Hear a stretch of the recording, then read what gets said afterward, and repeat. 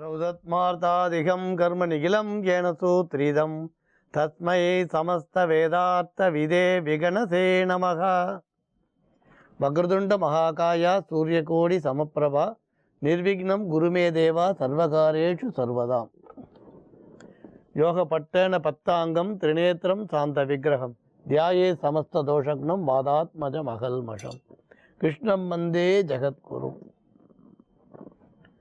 ஜெயந்தி மங்களாகாளி பத்ரகாளி கபாலினி துர்காஷமா சிவாதாத்ரி சுவாகா சதா நமோஸ்துதே. குரு பிரம்மா குரு விஷ்ணு குருதேவோ மகேஸ்வரகா குரு சாட்சாத் பரம்பிரம்மா தஸ்மை ஸ்ரீ குரவே நமக. அஸ்மத் குருவியோ நமக. விகணச மகா குரவே நமக. அனுமன் சுவாமிகள் ஆசிகளுடன்.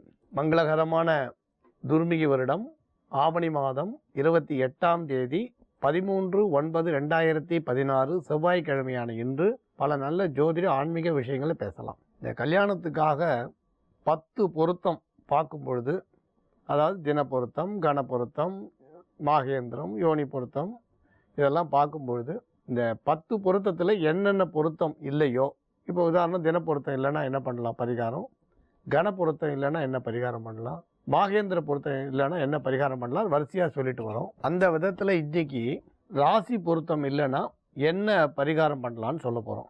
அதாவது நீங்கள் பெண் ஜாதகத்தையும் பையன் ஜாதகத்தையும் பொருத்தம் பார்க்குறீங்க.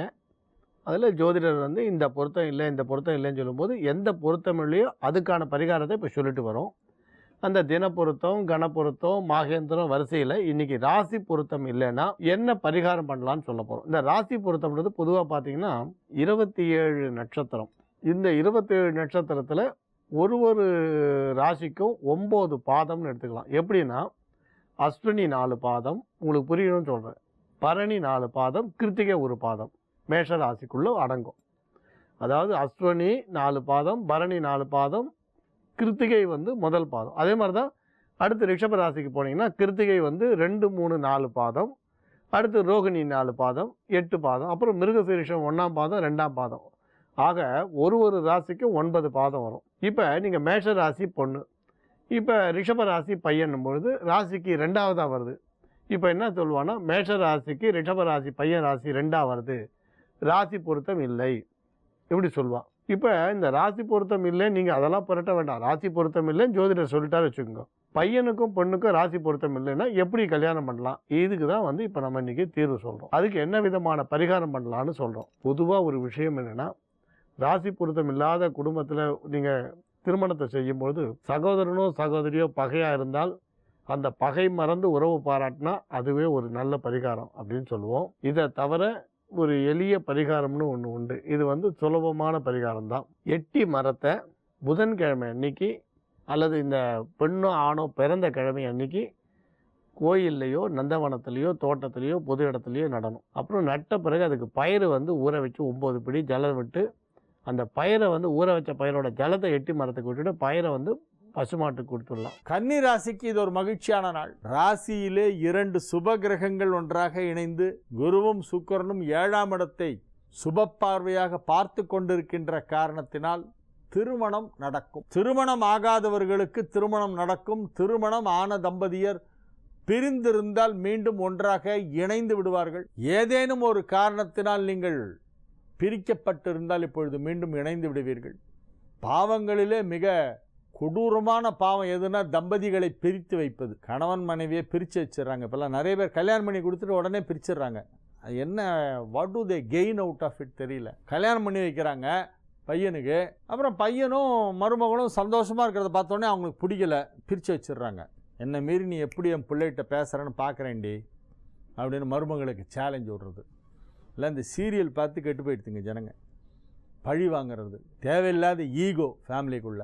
கணவன் மனைவியை பிரித்து வைப்பது என்பது மிகப்பெரிய பாவம். அதே மாதிரி சிசுவதை, கருக்கலைப்பு மிகப்பெரிய பாவம். இந்த 2 பாவங்களும் அவ்வளோ சீக்கிரம் போகாது. அது துரத்தின்னு வரும் 3 தலைமுறைக்கு. பிரித்து வைக்கப்பட்ட தம்பதிகள் இப்பொழுது மீண்டும் ஒன்றாக சேருவார்கள் கன்னிராசிக்கு. ஏன்னா 7ஆம் இடத்திற்கு குரு சுக்கிரன் பார்வை கிடைத்திருக்கிறதாக இது ஒரு அற்புதமான ஒரு நல்ல நேரம். இன்றைய தினம் லாபஸ்தானாதிபதி சந்திரன் 5ஆம் இடத்தில் அமர்ந்து குருவால் பார்க்கப்படுகின்ற மிகச்சிறப்பான ஒரு கிரக நிலவரம். ஆகவே நன்மைகள் அதிக அளவிலே நடைபெறுகின்ற நல்ல நாள். துலா ராசிக்கு இது ஒரு மகிழ்ச்சியான நாள். ராசிக்கு 11ஆம் இடத்திலே சூரியன் புதன் ராகு, 12ஆம் இடத்திலே குரு சுக்கிரன், 6ஆம் இடத்திற்கு குரு சுக்கிரன் பார்வை கிடைத்திருக்கிறது. ஆகவே ஆரோக்கியம் சிறப்பாக இருக்கும். ஆரோக்கியத்திலே இருக்கக்கூடிய அனைத்து குறைபாடுகளும் முழுமையாக சரியாகிவிடும். 2ஆம் இடத்தில் உள்ள சனி உங்களுக்கு சில நன்மைகளை செய்து கொண்டிருக்கும். ஏனென்றால் துலா ராசிக்கு நட்பு கிரகம், நன்மை செய்யும் கிரகம் சனி, அது 2ஆம் இடத்தில் அமர்ந்து கொண்டு உங்களுக்கு நன்மையை செய்து கொண்டிருக்கிறது. உத்தியோகத்திலே உயர்வு கிடைக்கும், பதவி உயர்வு கிடைக்கும், ஊதிய உயர்வு கிடைக்கும், குடும்பத்தில் மகிழ்ச்சியான சூழ்நிலை உருவாகும். மாணவ மாணவியரின் கல்வி ஆர்வம், கல்வி முன்னேற்றம் வெகு சிறப்பாக இருக்கும். இது ஒரு அற்புதமான நல்ல நாள். பொருளாதார முன்னேற்றம் மிகச் சிறப்பாக இருக்கும். விருச்சிக ராசிக்கு இது ஒரு மிக அற்புதமான நன்மைகள் நடைபெறுகின்ற நல்ல நாளாக விளங்குகிறது. ராசிக்கு 3ஆம் இடத்திலே சந்திரன் அமர்ந்து கொண்டு தன் சொந்த வீடான கடகத்தை பார்த்து கொண்டிருக்கிறது. 9ஆம் இடத்தை சந்திரன் பார்க்கிறது. 9 குடைவன் 9ஆம் இடத்தை பார்ப்பதால் பாக்யஸ்தானம் வலுப்பெற்று இருக்கிறது. ஆகவே நன்மைகள் சற்று அதிக அளவிலே நடைபெறக்கூடிய ஒரு நல்ல நாளாக இந்த நாள் விளங்குகிறது. மிக அற்புதமான நிலையிலே ராசி அதிபதி செவ்வாய் 2ஆம் இடமாகிய தனுசிலே அமர்ந்து கொண்டு உங்களுக்கு மிகப்பெரிய நன்மை செய்து கொண்டிருக்கின்ற ஒரு அற்புதமான ஒரு நாள். மகிழ்ச்சியான நல்ல நிகழ்ச்சிகள் எல்லாம் நடைபெறக்கூடிய ஒரு நாளாக இந்த நாள் விளங்கும். நீங்கள் வேலை பார்க்கும் இடத்திலே உங்களுக்கு மிகப்பெரிய ஒரு மதிப்பும் மரியாதையும் ஏற்படும். உங்களது செயல்பாடுகள் தெளிவாக இருக்கும், சரியாக இருக்கும், துல்லியமாக இருக்கும். அனாவசியமாக எதுவுமே பண்ண மாட்டீங்க. இன்னைக்கு நீங்கள் எது பண்ணாலும் ரொம்ப கரெக்டாக இருப்பீங்க. உங்களுடைய செயல்பாடுகள், உங்களுடைய பேச்சு, சிந்தனை அனைத்தும் மிகச் சிறப்பாக இருக்கக்கூடிய ஒரு நல்ல நாள். அதிக அளவிலே நன்மைகள் நடைபெறக்கூடிய அற்புதமான நாளாக இந்த நாள் விளங்குகிறது. தனுசு ராசிக்கு இது ஒரு மிக மிக அற்புதமான நல்ல நாள். ராசி அதிபதி 10ஆம் இடத்திலே அமர்ந்து கொண்டு 2, 4, 6 ஆகிய வீடுகளை பார்த்து கொண்டிருக்கிறது. 2ஆம் இடத்திலே இருக்கும் சந்திரனுக்கு குரு பார்வை கிடைத்துக் கொண்டிருக்கிறது. ஆகவே அஷ்டமாதிபதி இப்பொழுது குரு பார்வையில் இருப்பதால் உங்களுக்கு நன்மை. 6ஆம் இடத்தை குரு பார்த்து கொண்டிருப்பதால் கடன் ஏதேனும் இருந்தால் தீர்ந்துவிடும். கடன் தொல்லை இப்பொழுது குறையும், அல்லது முழுமையாக கூட கடனை திரும்ப செலுத்தி விடுவீர்கள். மிகப்பெரிய ஒரு கடன் சுமையை இறக்கி வைக்கக்கூடிய ஒரு நேரம். ஒரு பெரிய கமிட்மெண்ட்லேருந்து வெளியில் வந்துடுவீங்க. அத்தகைய ஒரு அற்புதமான ஒரு நேரம். பொருளாதார நிலையிலே கணிசமான வளர்ச்சி ஏற்படும். அடுத்த 4 வருஷத்துக்கு செலுத்த வேண்டிய கடன் பாக்கியை இப்பொழுதே முன்னதாக செலுத்தி நிம்மதி பெருமூச்சு விடக்கூடிய ஒரு நேரம் இப்பொழுது. அப்படி ஒரு பெரிய செல்வ செழிப்பு ஏற்படும். வருமானம் பல மடங்கு அதிகரிக்கும். எதிர்பாராத விதமாக திடீர் தன லாபம் கிடைக்கக்கூடிய வாய்ப்பு இருக்கிறது. ஆகவே கடன் ஏதேனும் இருந்தால் அதையெல்லாம் முழுமையாக திரும்ப செலுத்தக்கூடிய அளவிற்கு உங்களது பொருளாதாரத்திலே வளர்ச்சி ஏற்படும். குடும்பத்தில் மகிழ்ச்சியான சூழ்நிலை உருவாகும். ஆரோக்கியம் சிறந்து விளங்கும். திருமண வயதில் இருப்பவர்களுக்கு திருமணம் நிச்சயிக்கப்படும். திருமண வாழ்க்கை மகிழ்ச்சிகரமாக இருக்கும். குடும்பத்தில் சுப நிகழ்ச்சிகள் நடைபெறும். மகர ராசிக்கு இது ஒரு மகிழ்ச்சியான நாள். ராசியில் சந்திரன் அமர்ந்து கொண்டு 7ஆம் இடத்தை பார்த்து கொண்டிருக்கின்ற அற்புதமான ஒரு நேரம். சமூக அந்தஸ்து வெகு சிறப்பாக இருக்கும். சமூக அந்தஸ்து, பதவி உயர்வு, பொது காரியங்களிலே ஈடுபட்டுள்ளவர்களுக்கு பதவிகளும் பொறுப்புகளும் கிடைக்கக்கூடிய வாய்ப்பு இருக்கிறது. நன்மைகள் சற்று அதிக அளவிலே நடைபெறுகின்ற ஒரு நல்ல நாள் இன்றைய தினம். ராசி அதிபதி 11ஆம் இடத்திலே அமர்ந்து கொண்டு உங்களுக்கு மிகப்பெரிய நன்மையை செய்து கொண்டிருக்கின்ற அற்புதமான ஒரு நேரம். நன்மைகள் சற்று அதிக அளவிலே நடைபெறும் என்று சொல்லலாம். இது ஒரு மகிழ்ச்சியான நாள். மாணவ மாணவியரின் கல்வி முன்னேற்றம் வெகு சிறப்பாக இருக்கும். மாணவ மாணவியர் பரிசுகள் வாங்கி கொண்டு வருவார்கள். இன்றைய தினம் ஏதேனும் போட்டிகளிலே கலந்து கொண்டால் அதிலே பரிசு கிடைக்கும்.